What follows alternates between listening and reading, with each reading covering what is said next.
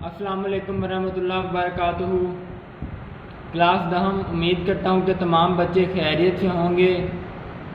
بیٹا آج 20 اگست 2020 بروز جمعرات سبق چغل خور کا بقیہ نثری حصہ پڑھنے جا رہے ہیں، تو آئیے آغاز کرتے ہیں۔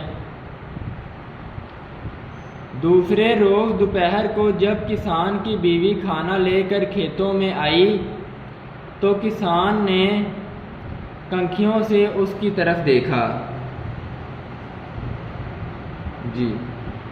کنکھیوں سے چوری چوری دیکھنا۔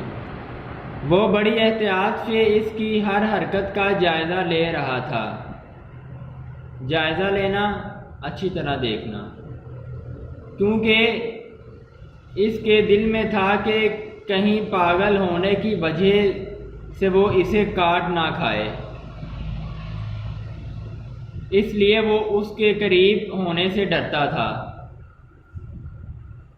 دوسری طرف کسان کی بیوی کی یہ کوشش تھی کہ کسان کسی طرح اس کے قریب ہو اور وہ اس کو کاٹ کر یا اسے زبان لگا کر دیکھ سکے کہ نمکین ہے یا نہیں۔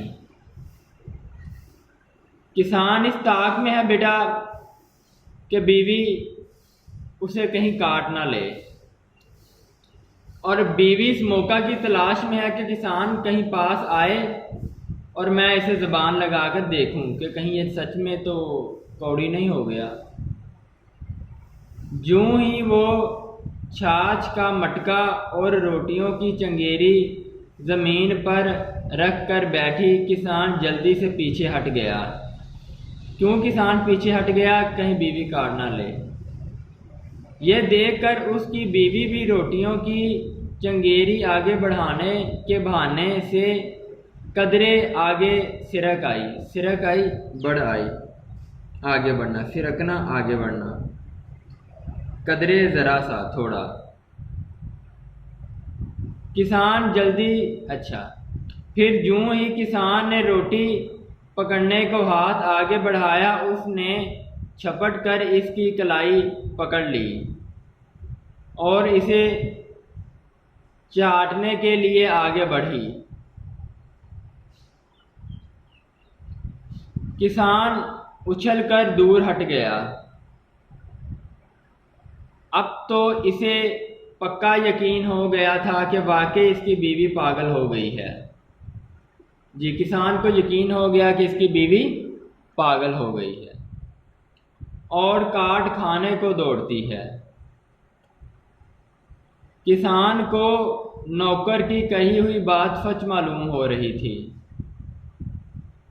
ادھر اس کی بیوی نے جب یہ دیکھا کہ کسان اسے جسم چاٹ کر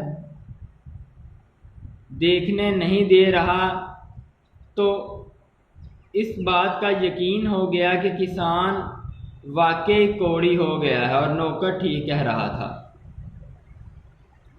بیٹا کسان کو یقین ہو گیا کہ اس کی بیوی پاگل ہو گئی ہے اور وہ پیچھے ہٹ رہا ہے، اور بیوی کو یقین ہو گیا کہ کسان اسے چاٹ کر دیکھنے نہیں دے رہا، اس کا مطلب ہے نوکر ٹھیک کہہ رہا تھا، کسان کوڑی ہو گیا ہے۔ اس نے ایک بار پھر آگے بڑھ کر کسان کی کلائی پکڑنے کی کوشش کی۔ یہ دیکھ کر کسان نے آؤ دیکھا نہ تاؤ، پاؤں سے جوتا اتار کر وہیں بیوی کی ٹھکائی شروع کر دی۔ ٹھکائی مار کٹائی، مرمت، آؤ دیکھا نہ تاؤ، بغیر سوچے سمجھے۔ جوں ہی اس نے بیوی پر جوتے برسانے شروع کیے، قریب ہی کھیت میں چھپے ہوئے کسان کے سالے باہر نکل آئے۔ واقعی نوکر ٹھیک کہہ رہا تھا۔ اب تیسرا جو چغل خور نے جھوٹ بولا تھا کہ تمہاری بہن کو کسان روز پیٹتا ہے، تو سالوں کو یقین ہو گیا کہ واقعی نوکر ٹھیک کہہ رہا تھا۔ بیٹا آگے آئیے۔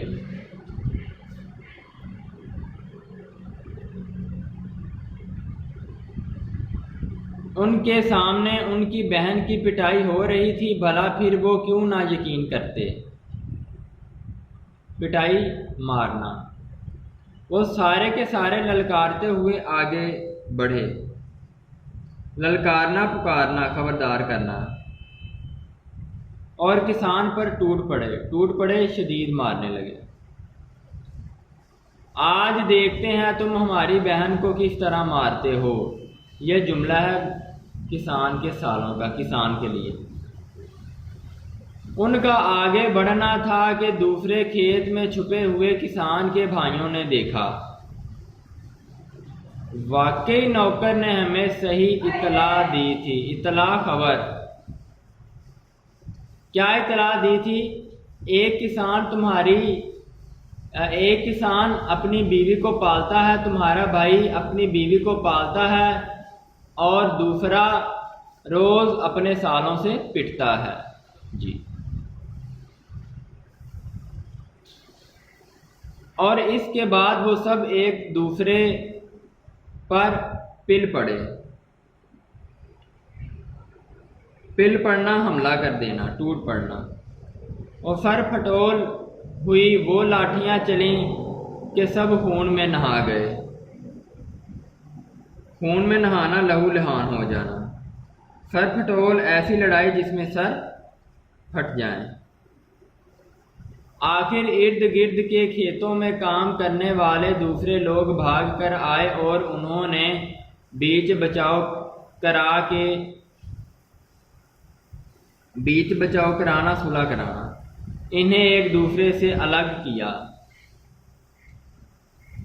پھر جب ان سب کا غصہ قدرے کم ہوا تو ان سے لوگوں نے پوچھا، تم لوگ اس طرح کیوں لڑ رہے ہو؟ ان پر سب نے اپنی اپنی بات بتائی کہ یوں نوکر ہمارے پاس آیا تھا اور اس نے یہ بتایا تھا۔ اس طرح جب سب اپنی بات بتا چکے تو پتہ چلا کہ یہ سب کچھ چغل خور کا کیا کرایا ہے۔